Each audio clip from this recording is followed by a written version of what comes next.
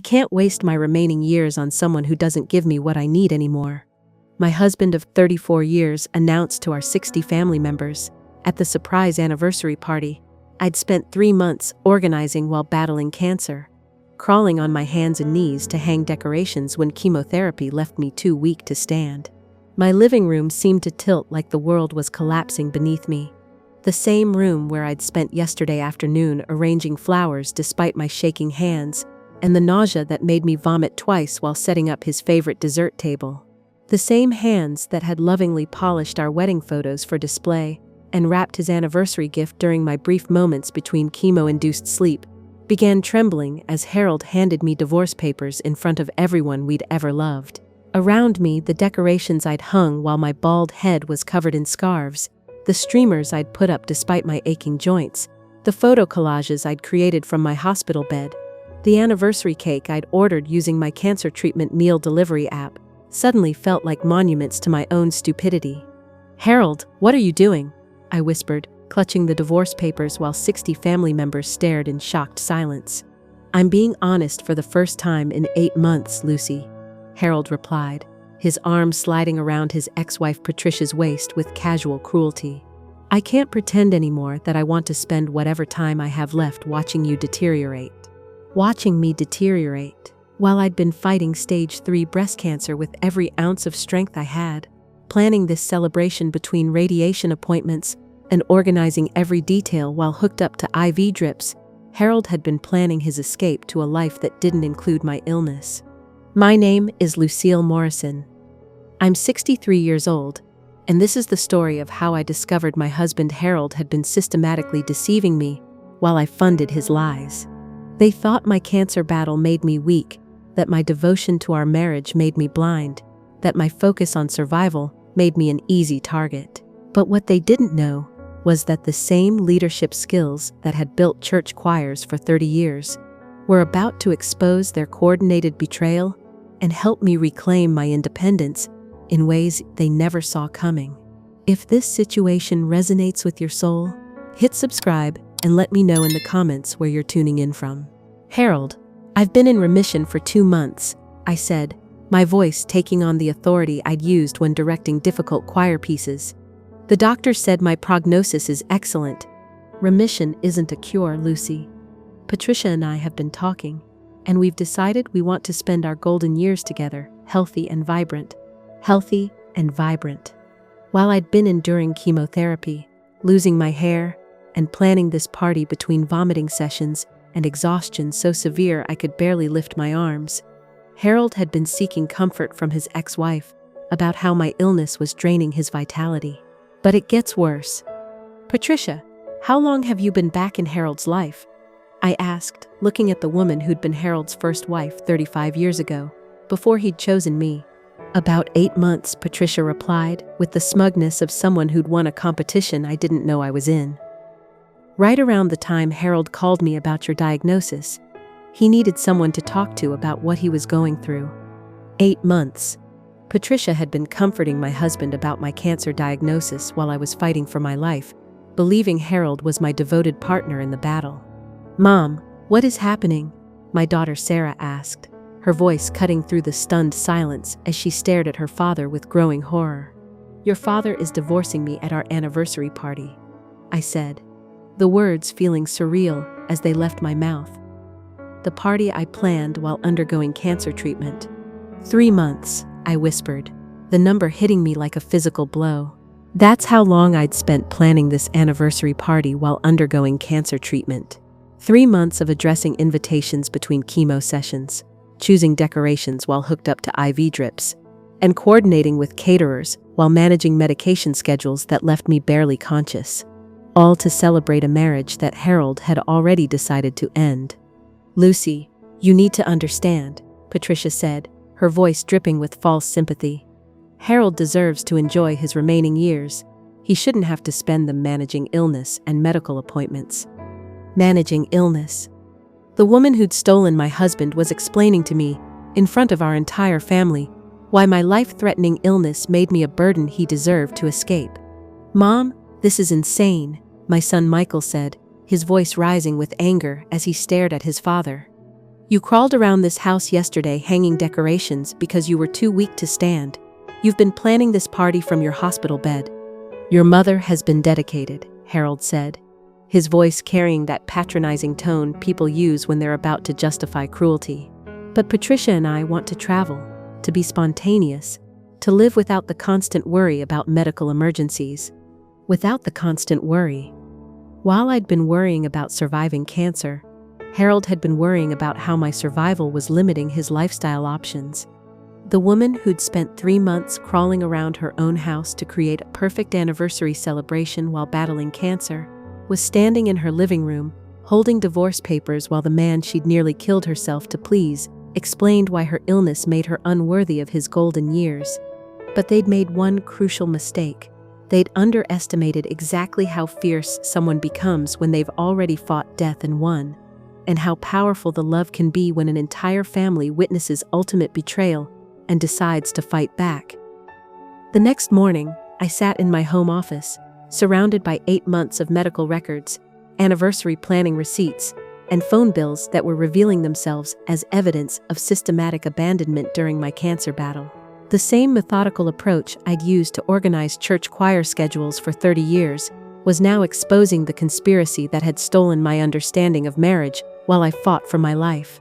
Every business trip Harold had taken during my worst treatment days, every time he'd been too busy to drive me to chemotherapy appointments, every evening he'd spent working late while I was bedridden from radiation treatments, he'd been systematically abandoning me during my medical crisis while rebuilding his relationship with Patricia.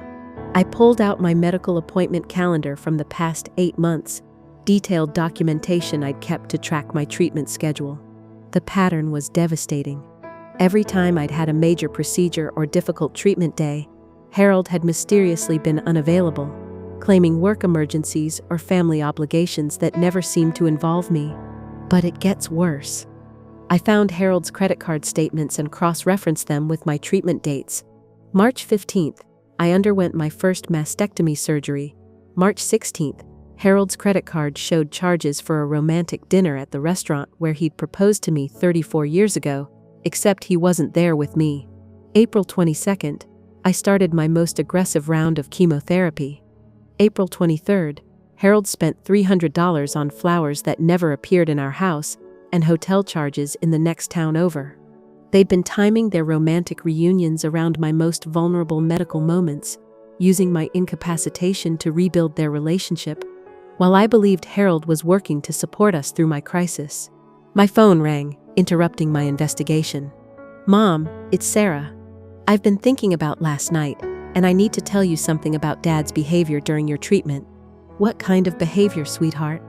"He's been complaining to Michael and me for months about how exhausting it is to be married to someone with cancer.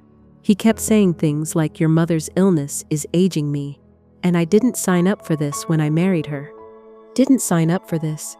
Harold had been telling our children that my cancer was a burden he hadn't agreed to bear, while I was planning anniversary celebrations between chemotherapy sessions to show him how much our marriage meant to me. "Sarah, did he mention Patricia during these conversations?" "That's the weird part, Mom. He kept talking about how Patricia understood what he was going through, because she dealt with her own health scares. He said Patricia was more mature about facing mortality than you were." More mature about facing mortality. While I was actually facing a life-threatening illness with courage and determination, Harold was telling our children that his ex-wife was better at handling the theoretical concept of death than I was at handling my actual cancer battle. After I hung up, I called my former colleague Janet, who'd been my assistant choir director for 15 years. "Janet, I need to ask you something confidential. During my cancer treatment, when Harold would call to cancel my choir commitments, did he seem genuinely concerned about my health?" "Lucy, I'm glad you're finally asking," Janet said, her voice heavy with concern. "How long have you suspected something was wrong?" My stomach dropped. "Suspected what?" "About Harold's attitude toward your illness. Lucy, every time he called to cancel something for you, he sounded more annoyed than worried. He kept talking about how difficult everything had become, and how he was reconsidering his options. Reconsidering his options. My own choir colleagues had recognized that Harold was treating my cancer like an inconvenience rather than a crisis we were facing together. "Janet, why didn't anyone say anything?" "Because you were fighting for your life, Lucy. We didn't want to add relationship stress to your medical battle. We assumed Harold was just struggling with caregiver fatigue and would work through it." Caregiver fatigue, except Harold hadn't been providing care. He'd been systematically avoiding it while planning his escape with Patricia. But it gets worse. I drove to our family doctor's office that afternoon, using my medical records access to review Harold's appointment history. What I found made my hands shake with rage.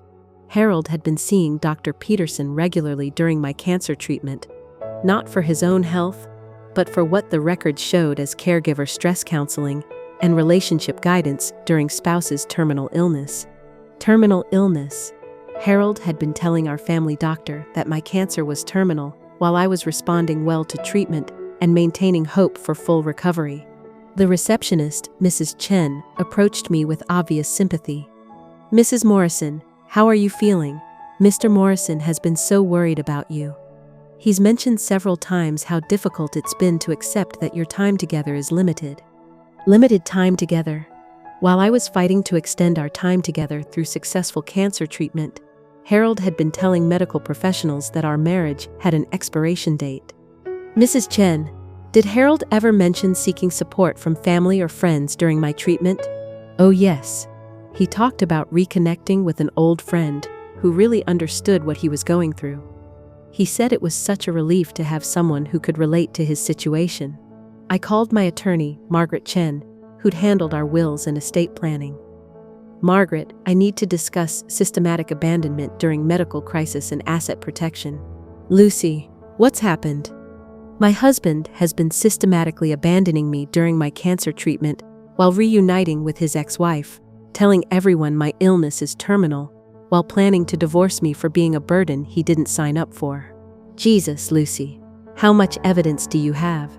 8 months of documentation showing systematic abandonment during medical treatment, financial records proving he was funding a relationship with his ex-wife while I fought cancer, and testimony from our children about his complaints regarding my illness being an inconvenience.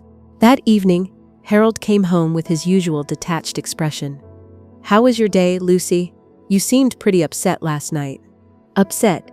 As if discovering your husband's systematic abandonment during cancer treatment was just an emotional overreaction to be managed." "I'm feeling very clear about our relationship, Harold. Clearer than I've been in 8 months." "That's good, but you know how cancer treatment can affect your emotional stability. Maybe you should focus on your recovery instead of dwelling on relationship issues." Emotional stability. Harold was using my cancer treatment as an excuse to dismiss my legitimate concerns about his systematic abandonment and betrayal. "Harold, I've been reviewing our medical and financial records. Your behavior patterns don't match those of a supportive spouse during a medical crisis." His face went pale.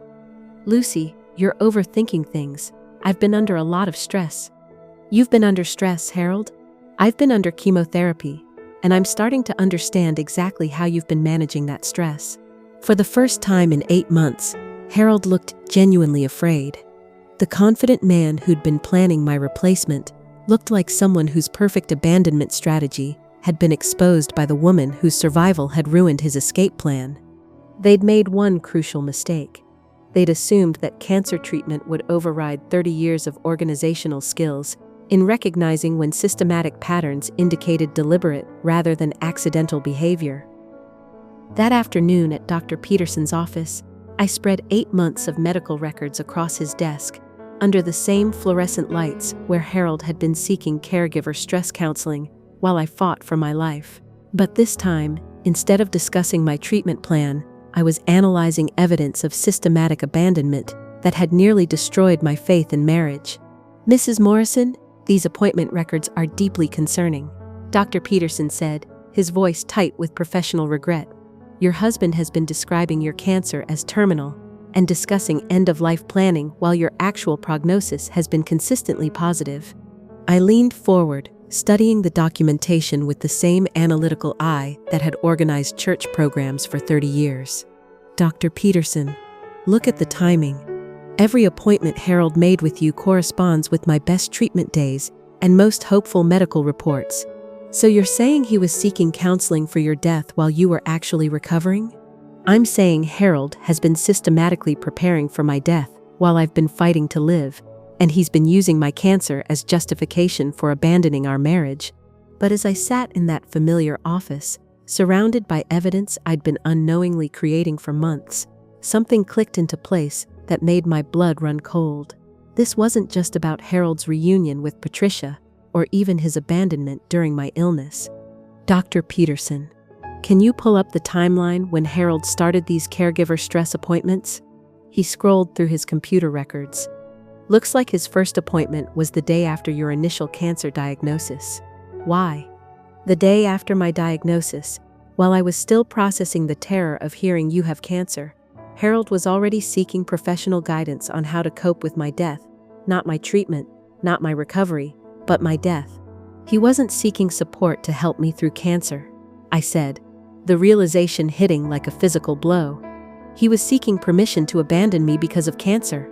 Dr. Peterson's face darkened. What do you mean? Every time I had good news about my treatment, every time my prognosis improved, Harold's stress appointments increased. He wasn't worried about losing me, he was worried about being stuck with me. But it gets worse. I pulled out my phone and scrolled through text messages I'd found on Harold's hidden device. Messages between him and Patricia that revealed the true scope of their conspiracy. Look at this, I said, showing Dr. Peterson the screen. Harold texting Patricia, Lucy's responding too well to treatment. The doctors are talking about full recovery. We need to accelerate our timeline. And Patricia's response, don't worry. Even if she survives the cancer, the stress of treatment will have aged her beyond recognition. You can still justify leaving for someone younger and healthier. Dr. Peterson stared at the messages, his face pale with horror.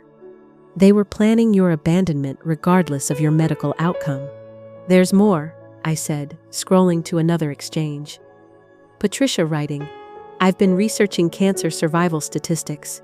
Even if Lucy beats this round, the recurrence rates mean you won't be tied down for long. We just need to be patient. Won't be tied down for long. They'd been researching my cancer statistics not to support my recovery, but to calculate how long Harold would have to wait before my illness either killed me or provided justification for abandonment. Dr. Peterson, I need to ask you something, and I need you to be completely honest. When Harold discussed my terminal condition, did his emotional responses seem consistent with a grieving spouse? No, he admitted quietly. Harold seemed more focused on planning his future after your death than processing grief about losing you. I found it unusual, but I attributed it to different coping mechanisms. The validation hit me like oxygen after months of suffocation. But with clarity came rage, not the helpless confusion I'd been feeling, but the cold, analytical anger of someone who'd been systematically manipulated during the most vulnerable period of her life. I want copies of everything, I said, my voice taking on the authority I'd used when managing church crises. Every appointment record, every conversation note, every piece of evidence. What are you planning? For the first time in 8 months, I smiled with genuine confidence. I'm going to do what I've always done. Organize a response that brings people together for the right reasons. But as I drove home with a folder full of evidence, I realized the scope of their betrayal went even deeper. They hadn't just planned to abandon me during cancer. They'd planned to use my cancer as a weapon against my self-worth, my understanding of marriage, and my faith in human decency. The woman who'd spent 30 years building church community had been turned into a victim in her own home. But they'd made one crucial miscalculation. They'd assumed that cancer treatment and medical vulnerability would override decades of training in community organization, crisis management, and systematic problem solving. They'd treated me like a dying woman instead of what I actually was, a survivor with 3 decades of experience bringing people together to solve problems and deliver justice. I pulled into my driveway and sat in the car, looking at the house where I'd been systematically abandoned for 8 months. But for the first time since my diagnosis, I wasn't the confused, grateful woman they'd tried to create. I was Lucille Morrison, church choir director, and community organizer. I'd built congregations, managed conflicts, and coordinated complex programs that brought people together for common purposes. I'd survived cancer through determination and faith. And now I was going to use every skill I'd ever learned to organize the most important community response of my career, one that would expose systematic abandonment and show Harold exactly what real support looks like. They thought they were abandoning a dying woman. They were about to discover they'd been trying to destroy someone who'd made a career of building communities strong enough to face any crisis together. The choir director was about to conduct the most important harmony of her life, one that would bring together everyone who understood the difference between marriage vows and convenient promises. The next morning, I did what I'd done for 30 years as a choir director. I organized a comprehensive response based on systematic coordination and community mobilization. But instead of preparing for a church performance, I was orchestrating the exposure of systematic abandonment that had nearly destroyed my faith in marriage during my cancer battle. My dining room became a community organizing command center. Medical abandonment evidence organized by timeline, financial records sorted by betrayal level, communication documentation arranged by conspiracy scope. The same methodical approach that had made me a respected church leader was now focused on delivering justice for systematic spousal abandonment during medical crisis. But I had advantages Harold and Patricia didn't know about. "Margaret, it's Lucy. I need to discuss something critical before we proceed with the legal case." "Of course, what is it?" "I have church assets Harold doesn't know about. My choir director retirement fund and church property investments, $180,000 in assets that he can't access or claim in divorce proceedings." The silence told me Margaret understood the implications immediately. "Lucy, that changes everything. You have financial independence they can't manipulate, plus community resources that will complicate their narrative about your vulnerability." Financial independence for the first time in 8 months of systematic abandonment. I had money that Harold couldn't control, couldn't use to justify his caregiver burden claims, couldn't leverage to force me into accepting his terms. "There's more, Margaret. Sarah and Michael are willing to testify about Harold's systematic complaints during my treatment, and I have church community support that will provide both moral authority and practical assistance." "So you have family alliance and community backing?" "I have 30 years of church relationships, documented evidence of systematic abandonment, and adult children who've chosen moral courage over family loyalty. But it gets worse for them." I called Detective Morrison, who'd handled domestic abuse cases in our county for years. "Detective, this is Lucy Morrison. I need to report systematic spousal abandonment during medical crisis and conspiracy to commit elder abuse." "Mrs. Morrison, I remember you from the church. What's the situation?" "My husband has been systematically abandoning me during my cancer treatment while reuniting with his ex-wife, using my illness as justification for divorce, while hiding assets and planning to leave me financially vulnerable after 34 years of marriage." "Jesus, Lucy, how much evidence do you have?" "Complete medical records showing systematic abandonment during treatment, financial documentation of asset hiding, recorded conversations between the conspirators, and testimony from our adult children about his systematic complaints regarding my illness being a burden." "Can you come in this afternoon?"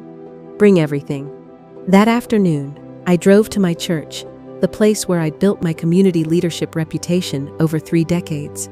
What Harold didn't know was that I'd maintained my church relationships and leadership credentials throughout his systematic abandonment. "Lucy, it's wonderful to see you," Pastor Williams said. "How are you handling everything? Harold mentioned you'd been having some adjustment difficulties with your recovery."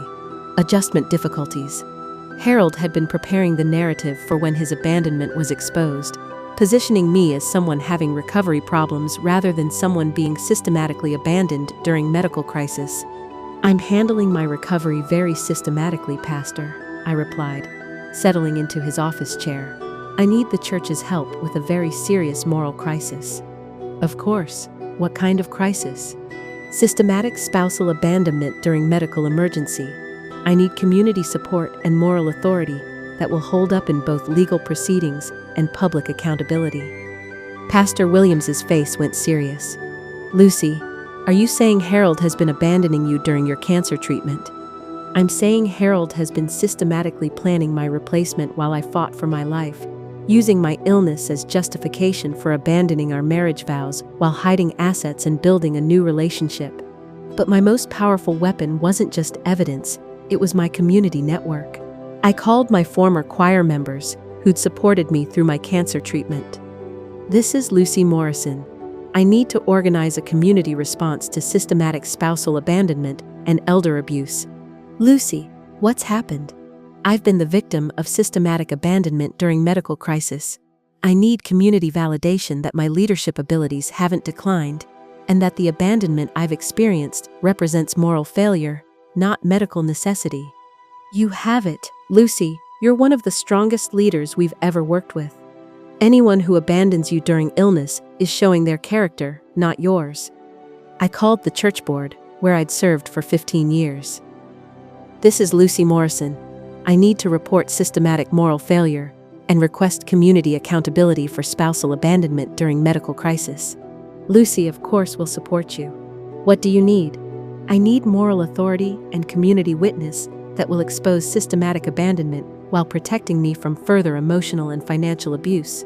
That evening, I sat in my kitchen, the same kitchen where Harold had been planning his escape for 8 months, and felt something I hadn't experienced since before my cancer diagnosis: complete control over my own future and community standing.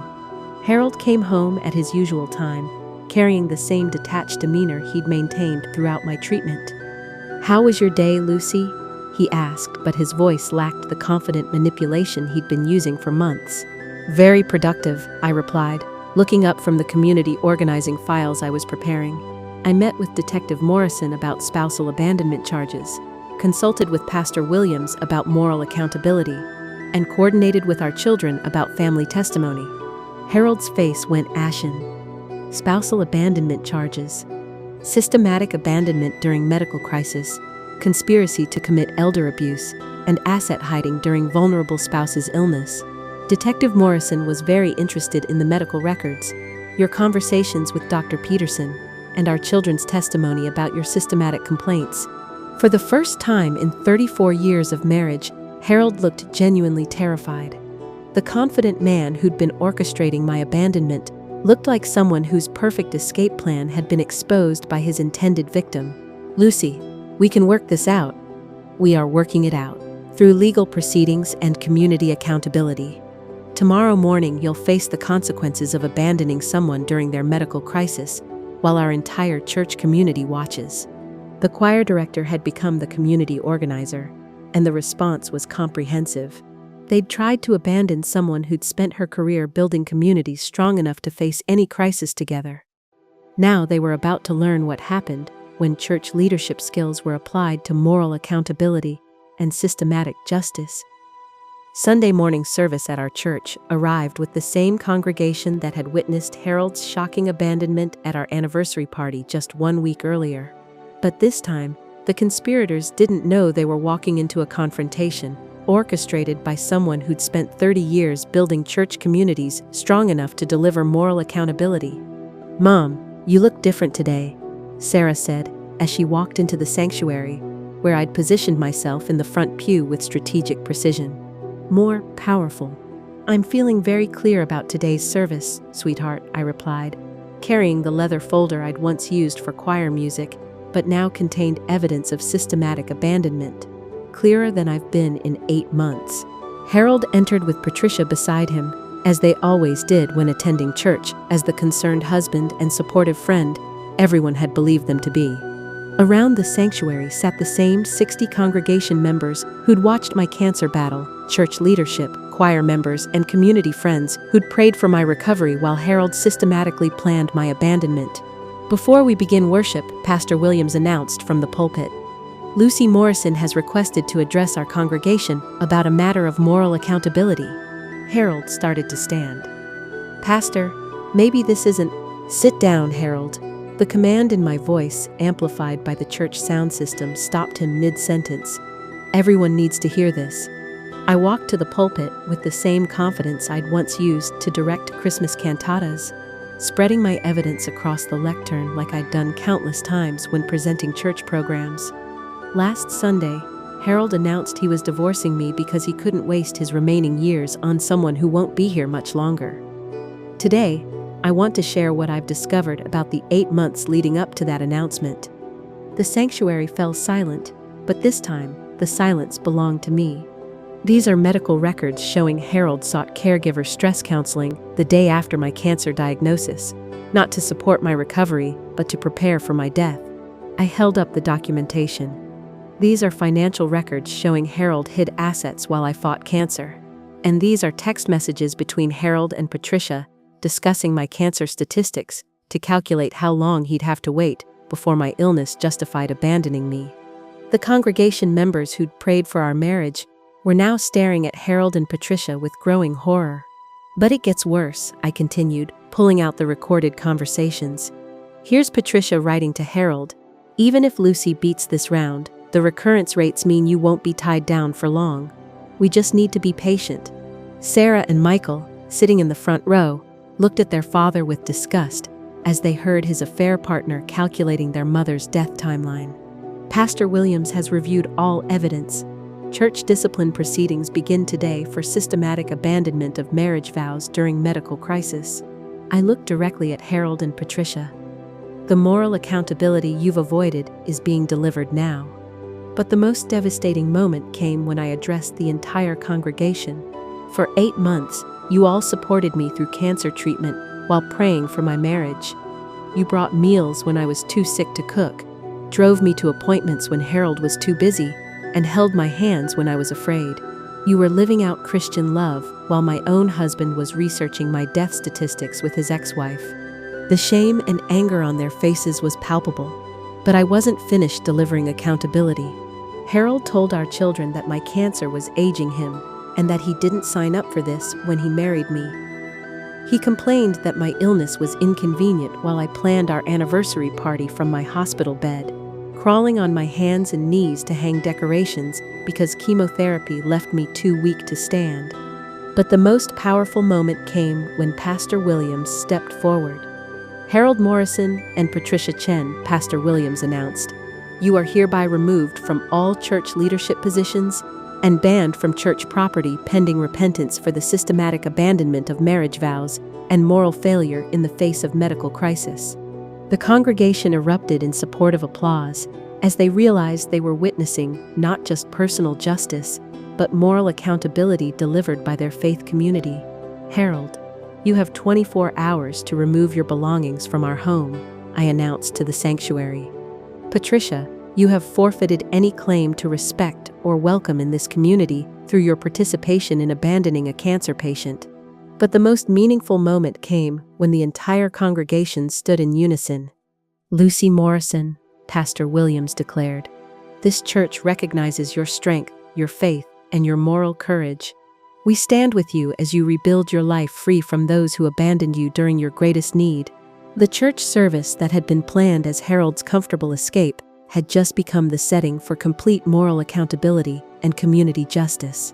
"Before we continue worship," I announced, "I want you to know that my cancer is in full remission, my faith is stronger than ever, and my future is brighter without someone who saw my illness as an inconvenience rather than a battle we should face together." The applause that followed wasn't polite. It was the sound of 60 people recognizing that they'd witnessed not spousal abandonment, but moral courage under the most difficult circumstances.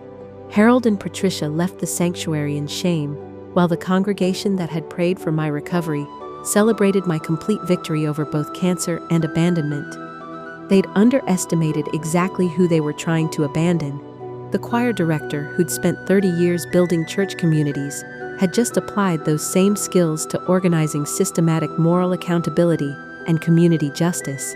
Harold and Patricia had tried to use my cancer as justification for abandoning marriage vows and moral obligations. Instead, they'd awakened the community organizing abilities of someone who'd made a career of bringing people together to face challenges with faith and mutual support. The case was closed, and the verdict was complete moral exile, delivered with the same precision and community coordination that had defined my church leadership career.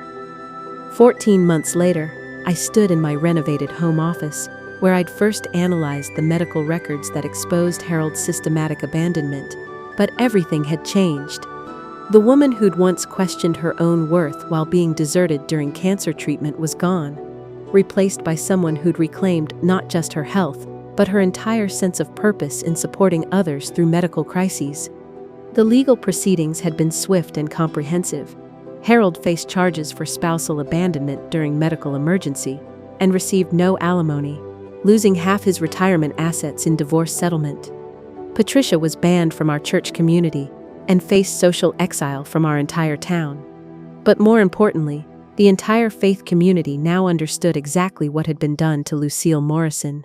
"Mrs. Morrison, it's Detective Morrison," came the familiar voice on my phone. "I wanted to let you know the final divorce settlement came through. $180,000 in protected church assets, plus full house ownership, and Harold's retirement penalty payments. Your case is officially closed. $250,000. Not just financial security, but justice with moral vindication for systematic abandonment during medical crisis. Detective, this case has become the state standard for spousal abandonment prosecution during medical emergencies, hasn't it? Ma'am, in 20 years of domestic cases, I've never seen a victim build such a comprehensive community response to systematic abandonment. The Attorney General's office is using your organizing methods to train advocates in medical crisis support cases." After I hung up, I sat at my desk, the same desk where I'd organized evidence that saved my marriage from further abuse and exposed their conspiracy. But now it held something different: correspondence from the American Cancer Society, requesting my consultation on developing support protocols for cancer patients facing family abandonment. The doorbell rang, and I opened it to find Sarah, holding her newborn son and wearing the peaceful expression of someone whose family had been restored to moral clarity. "Mom, I heard about the final settlement and the Cancer Society consultation offer. How does it feel to be the most respected spousal advocacy expert in the state? Like I'm finally using my community organizing expertise where it matters most," I said, taking my grandson in my arms. "For 30 years, I built church communities. Now I'm building support networks for people abandoned during their most vulnerable moments." Sarah smiled, though her expression still carried the weight of someone who'd learned hard lessons about moral courage versus family loyalty. The National Cancer Support Network wants to establish the Lucille Morrison Protocol for detecting and preventing family abandonment during medical crises. Your case has changed how the entire healthcare community approaches spousal support during treatment. The Lucille Morrison Protocol, using the systematic abandonment I'd survived to create protection for other cancer patients who might face family desertion during their battles. "Tell them yes," I said without hesitation. "If my experience can prevent other families from being destroyed through medical crisis abandonment, then something meaningful will come from those 8 months of systematic betrayal." That evening, Pastor Williams came to visit, something that happened regularly now that the truth about Harold's abandonment was public knowledge and my church leadership was fully restored. "Lucy, the denominational leadership has been asking me something. They want to know how you organized such effective community accountability when even church professionals struggle with spousal abandonment cases." I considered the question carefully while rocking my grandson. I stopped making excuses for behavior that violated basic marriage vows and started trusting my community organizing instincts. 30 years of church leadership taught me to recognize when systematic patterns indicated moral failure rather than temporary stress. Pastor Williams nodded thoughtfully. "The denominational headquarters wants you to head their new marriage crisis support ministry. Your case has shown them how church communities can provide moral accountability while supporting abandoned spouses." The transformation wasn't just professional, it was deeply personal. The woman who'd once doubted her own worth during illness now spoke with unqualified authority about spousal support and community accountability. My attorney Margaret Chen stopped by later that week. "Lucy, I have to ask, how did you maintain such detailed documentation throughout the abandonment? Most victims don't have nearly this level of evidence. 30 years of church organizing trained me to document everything systematically. But more than that, I learned to trust my community leadership instincts when behavior patterns didn't match stated values, even when everyone else was accepting the abandonment as understandable caregiver stress. Margaret smiled. The State Bar Association wants you to develop training programs for detecting spousal abandonment during medical crises. Your case has changed how family law attorneys approach abandonment cases involving serious illness. The ripple effects continued expanding. The American Association of Marriage and Family Therapists invited me to create protocols for supporting spouses through medical crisis abandonment. 3 seminaries requested permission to use my case in their pastoral care and crisis counseling curricula. The Department of Health and Human Services asked me to consult on detection methods for systematic family abandonment during medical emergencies. But the most meaningful transformation was internal. The voice that had been systematically silenced through medical abandonment was now stronger than ever. If this story resonates with you, I said into my phone, recording a message for the Cancer Support Program, remember this: your worth doesn't disappear when you become ill. Your right to love and support doesn't expire when you face medical challenges. Your marriage vows mean something, and people who abandon you during illness are showing their character, not revealing your burden. I paused, thinking about the woman I'd been 14 months ago, questioning her own value while being systematically abandoned during cancer treatment. I spent 30 years building church communities that supported people through every crisis. I had to learn to apply those same organizing skills to my own life when my husband became the crisis I needed protection from. The people who truly love you don't calculate your death timeline. They don't research your illness statistics to plan their escape. Real love shows up when the music gets difficult and stays until the final note. The recording would be used in support groups worldwide, helping other cancer patients recognize when family abandonment was systematic rather than stress-related. As I hung up the phone, I realized the most profound change wasn't in my circumstances, it was in my voice. The woman who'd whispered apologies for being sick now spoke with the authority of someone who'd survived both cancer and abandonment, and transformed both into protection for others. Harold had tried to steal my sense of worth, my understanding of marriage, and my faith in human decency through systematic abandonment during my most vulnerable time. He'd succeeded in hurting me for months, but he'd never touched what mattered most: the community organizing expertise and moral courage that had defined my church leadership. In the end, those skills hadn't just exposed his abandonment, they'd transformed me into someone who could protect other families from the same systematic betrayal while building the honest, supportive relationships I'd always deserved. Some people underestimate church choir directors at their own peril. We've spent decades learning exactly how to organize communities, coordinate complex responses, and bring people together to face any crisis with faith and mutual support, even when the crisis involves our own family's moral failure.